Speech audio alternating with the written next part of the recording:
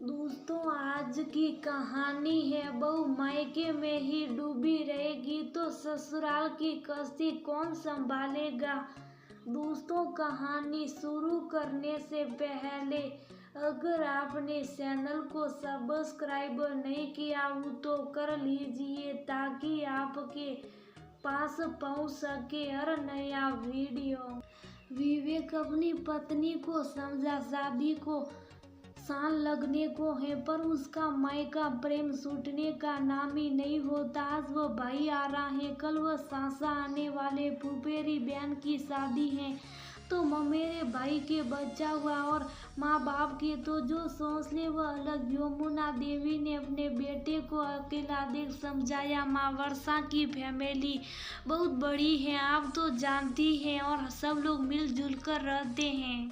बहुत सारे संबंधी भी इसी शहर के ही हैं तो फोन और बुलावा तो आएगा ना। मैं उसे क्या समझाऊं, इसमें यही समझा कि वो बड़ी फैमिली उसकी पहले थी, अब हमारा परिवार ही उसका सब कुछ है। इधर ध्यान दे। हाँ, कभी कभार बात करना या आना जाना सही है पर उसके तो हर हफ्ते चक्कर लगने तय है। मायके में ही डूबी रहेगी तो ससुराल की कश्ती कौन संभालेगा।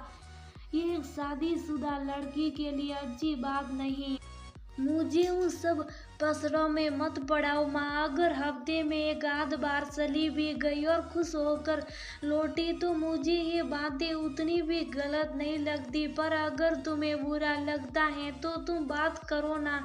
जब तुमसे वह कहीं जाने के लिए पूछने जाती है तो तुम तो खुशी खुशी उसे जाने की इजाज़त दे देती हो और मुझे ये सब सुना रही हो। जो समझाना है उसे समझा, तू समझता क्यों नहीं बेटा। मैं जानकर उससे कुछ नहीं कहती, जमाना बुरा है ना। एक आध बार ना बोल दूं तो तुरंत मुझे अन्याय ही और बुरी सांस का मेडल मिल जाएगा। और पति तो ससुराल में सबसे अपना होता है ना। उसकी बातें बुरी नहीं लगती और लगती भी हैं तो संबंध खराब नहीं होते और तुझसे तो कोई कुछ कहेगा भी नहीं। ठीक है, देखता हूँ। कुछ सोचते हुए विवेक ने कहा।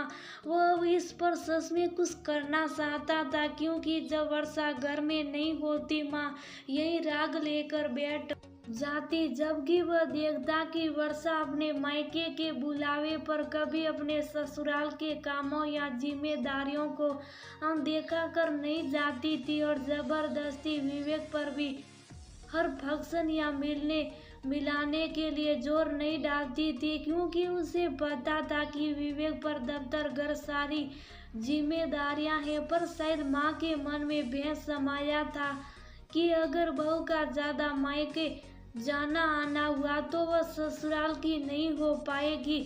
हमेशा कहती विवेक से, मेरी दादी कहती थी जो लड़की मायके से ज्यादा जुड़ी होती है उसका घर कभी ढंग से नहीं बस पाता, उनकी खुद की गृहस्थी खराब हो जाती है। विवेक को पता था कि दशकों पहले की इस बात का आज के समय में कोई औचित्य नहीं है। तब बेटियों के मायके से जुड़ने में सच में उनकी गृहस्थी खराब होने का भय इसलिए था क्योंकि उनका मायके जाना आना या बात होना इतना सरल नहीं था। आज इंसान भारत के किसी कोने में चला जाए दूसरे दिन अपनी जगह वापस आ सकता, पर उस समय दूर दराज आने में समय बर्बाद होता था। तो जो बेटी हर 1-2 महीने में अपने मायके आती जाती थी उनके तो 10-15 दिन आने जाने और रहने में बर्बाद हो जाता था क्योंकि बात तो रोज होती नहीं थी और दूर से आई बेटी 2 दिन में जा नहीं सकती थी। पर माँ अभी तक उन्हीं पुरानी बातों में उलझी पड़ी है। खैर, कुछ तो करना ही होगा।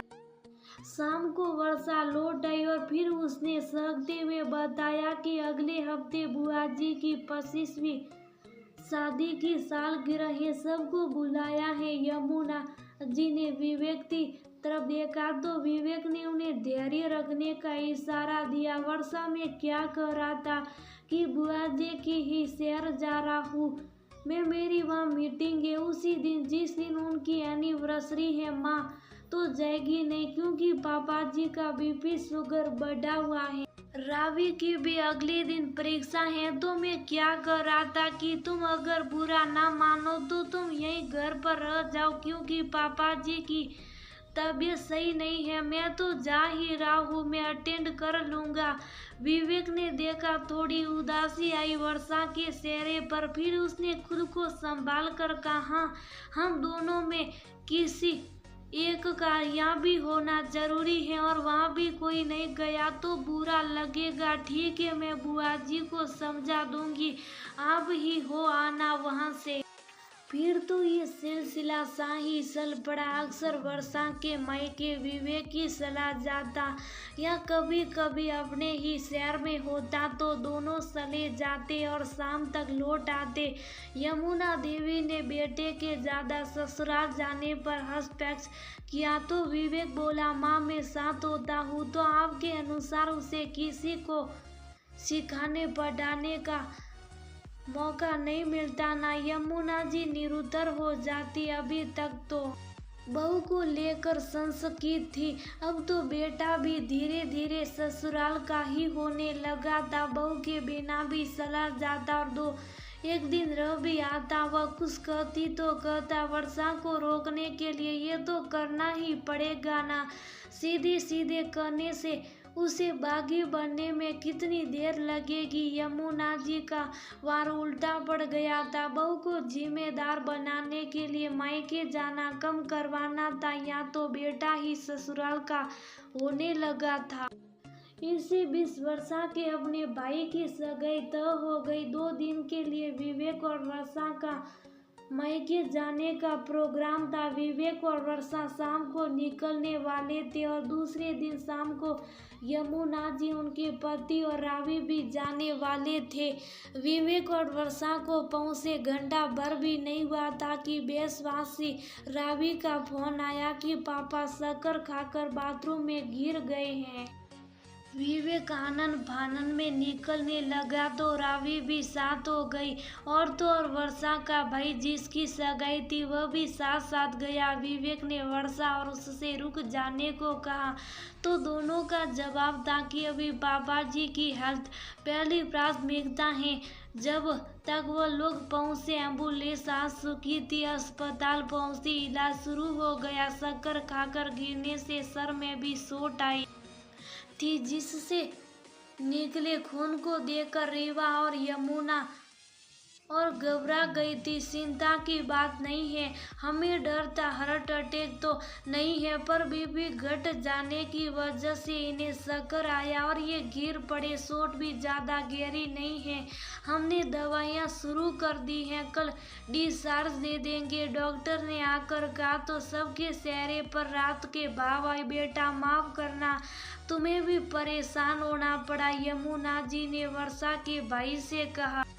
क्या बात करती है आंटी जी, मैं क्या, घर का हर कोई आने को तैयार था, पर भीड़ लगानी भी तो सही नहीं है ना अस्पताल में। मैं अभी घर पर फोन कर देता हूँ कि अंकल जी अब सही है, उसने कहा और फोन लगाने लगा। बहू, तुम भी भाई के साथ चली जाओ, विवेक तो है ना यहाँ? यमुना जी ने कहा, नहीं मम्मी जी, जब तक पापा जी घर नहीं जाते मैं नहीं जाने वाली वापस। मैं अपने मायके में मजे और मस्ती तभी कर सकती हूँ जब मुझे एहसास रहे कि मेरे ससुराल में सब ठीक है, कोई दिक्कत नहीं।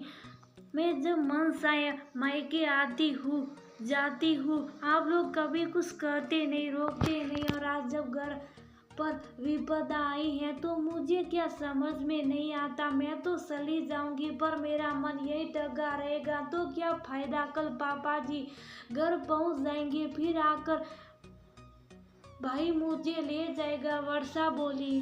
क्यों, कल विवेक ही चला जाएगा, तुम्हारे साथ नहीं मम्मी जी, ये घर पर ही रहेंगे, इतना बड़ा रिस्क मैं नहीं ले सकती, किस्मत हमेशा साथ नहीं देती, वर्षा बोल पड़ी। विवेक आंखों ही आंखों में माँ को कह रहा था, देखा माँ, वर्षा बिल्कुल वैसी नहीं जैसा तुम सोच रही थी, हमने कभी उस पर कोई रोक टोक नहीं लगाई, तो उसके मन में से समर्पण का भाव आ गया, खुद ब खुद अपनी जिम्मेदारियों को एहसास हो गया, जो शायद एहसास दिलाने में आप भी बुरी बन जाती और शायद वह भी यार, और समर्पण देने से वही हमारे पास लौट कर आता है। वह कहते हैं ना, ताली एक हाथ से नहीं बजती।